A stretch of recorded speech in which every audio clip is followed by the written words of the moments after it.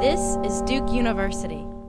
This is just going back to something you said sort of towards the beginning, comparing the situation of the United States before the Constitution and the European Union today. And I wonder, this is maybe just a more of a kind of a meta question or a theoretical question. How much do you think we can learn from that comparison? About two different questions maybe. So one, whether a stronger EU would be a good thing for the world or for the individual countries involved or for Europe. And maybe a second question, if we decide that it's good, how it might be achieved. Yeah. No, that's a good question. I actually attended a meeting held by CSIS, which is a Washington think tank, Center for Strategic and International Studies. They invited a bunch of European politicians, academics, maybe 30, came to Williamsburg and to meet and discuss these issues. This was last spring. And I was invited to come and talk about the American experience just because, for contrast. And it was fascinating. I mean, the EU has a real problem, which they're quite aware of, that they don't have any popular roots. And as I say, they tried and failed, and they don't dare try again. You cannot afford to try and fail. I mean, they pulled it out immediately as soon as the French turned it down and the Dutch. I mean, the Irish are one thing. That's a small peripheral country, but the original states turning it down. So it's hovering there without having any roots, and that is exactly what Madison wanted to avoid. And they know, the European Union people are aware of it. I mean, the European Union is in the process of changing rapidly. The Brits will probably go out. Cameron has promised to have a referendum. I mean, the notion is there's a Eurozone, as you know, and that is, those people are really insistent on, you've got to join that or forget it. There's that kind of pressure. This came out in this discussion. I mean, I'm not a scholar of contemporary events, so I just read the newspapers, but I did have that experience. And the Germans are really quite insistent on the Eurozone being in control, and I think this is going to push the Brits out, and then it'll be a very different kind of thing. But the idea is, if you could really have a centralized European Union, then you could have more of it acting more like a real government.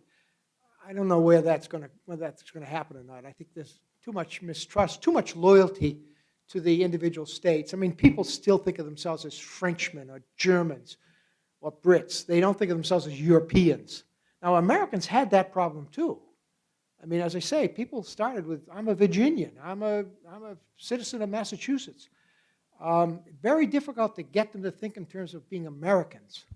And that is a major issue that they all face through the whole early decades. The War of 1812 becomes very crucial in kind of Americanizing people. Beating the British once again was, they thought they won the War of 1812. And of course it looked that way with Jackson's victory at New Orleans, even though that occurred after the peace treaty. But through those early decades, it was problematic. How do you build a nation in getting feeling? Especially if you had a large proportion of the people, the Federalists, in New England who were, not to put too fine a point on it, they were committing treason.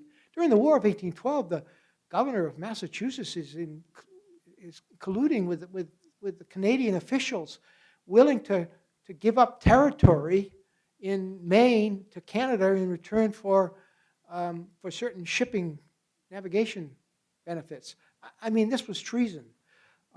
Madison's government stayed away from making any trouble because he thought that things will work out and they'll be embarrassed in the end, and that's of course what happened. But there were lots of people, Federalists, who felt that England, that they had made a mistake. The Revolution had been a great error, and that they should go back. That England, when they saw the alternative as Napoleonic France, they said, we're on the wrong side. We should be fighting with our fellow Englishmen, our fellow Brits against Napoleonic France.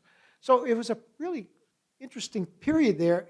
I think there was much more Americanness because they had gone through the revolution. That experience was searing. I mean, 100,000 men or so, maybe 200,000, experienced war, and all sections of the country experienced war at one time or another.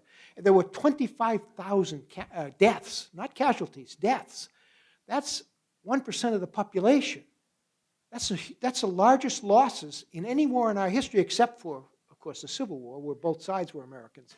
But that by today's standards, what would that be? 3 million people killed. So 25,000 died of a population of 2.5 million. So people experienced the war, and it was the glorious cause, and it gives them a sense of being American. Without that, I think the country wouldn't have held together. It was that experience that seared into them the sense that we'd gone through something together. And all parts of the country had experienced it. See, the Europeans haven't had that. They had World War II, which, and they didn't want the French and Germans to go to war again. So the EU became a kind of protective, but it doesn't have the same holding power. As you can see, it's slowly building, a bureaucracy, and they're making all kinds of decisions about what kind of beer you can have in your, what kind of you can sell, or what kind of cheese you can sell. I mean, they're moving piecemeal, trying to consolidate, and it's an irritant to many people, and it's not. There's no emotional appeal, Europeanness. Gordon, if just on this point, if North Carolina and New Hampshire had been the first two states to hold ratifying conventions, wouldn't we have been in very much the same position as the EU was? No, I don't think so. I think that it's true North Carolina did not. New Hampshire, the Federalists were very shrewd politicians. They saw that they didn't have a majority in the ratifying convention, so they adjourned and sent the representative back to the town, and they came back.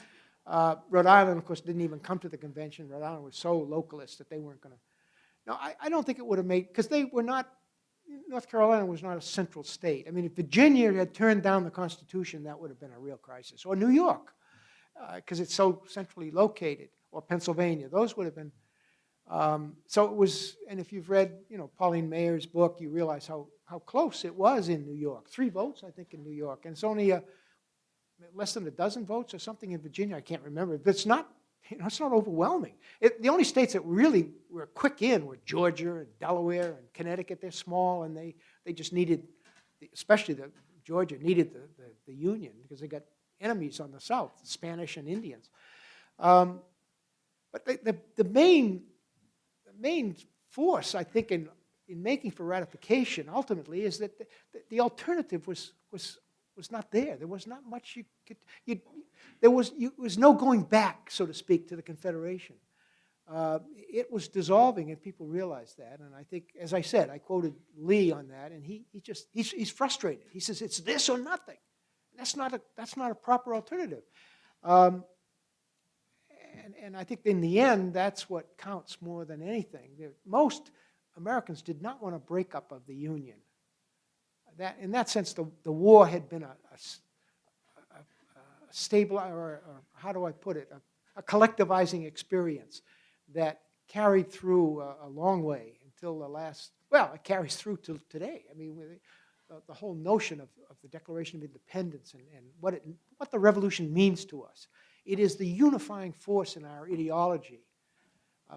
As important as the Civil War is, and of course it saved the Union, but that Declaration of Independence, the notion that we are a special people, comes out of the Revolution.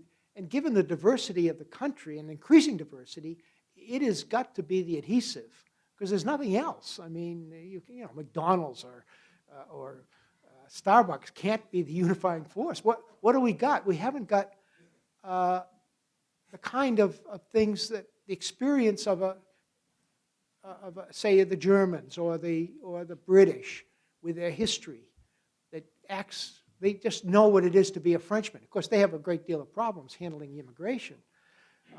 We think we have an immigration problem. It pales into insignificance compared to the problem the Europeans are facing and will face through the rest of this century as they have invasion from the south. It's hard for the French to really admit that those Arabs from Algeria, who've been there for what, 3 or 4 generations, are really French. It just can't. We know we have problems, but they really do dissolve. People intermarry. I mean, I was at El Paso a couple of years ago, and that's a city totally dominated by Hispanics. A mayor and the head of the university there are all Hispanics, and they're thoroughly American. And that happened, and it can happen, and there's going to be problems. There's always problems in assimilating foreign people, immigrants. We've had it from the beginning. But we're able to do it because there's no ethnicity to our Americanness. There used to be. In the 19th century, we were called Anglo-Americans. But in the 20th century, that's all disappeared. There's no real ethnicity to being American. What does it mean to be an American? To believe in certain things. And what are those certain things? The things that came out of the Revolution. Life, liberty, pursuit of happiness, equality. Those beliefs are what hold us together. So I think the revolution is still the adhesive force for us.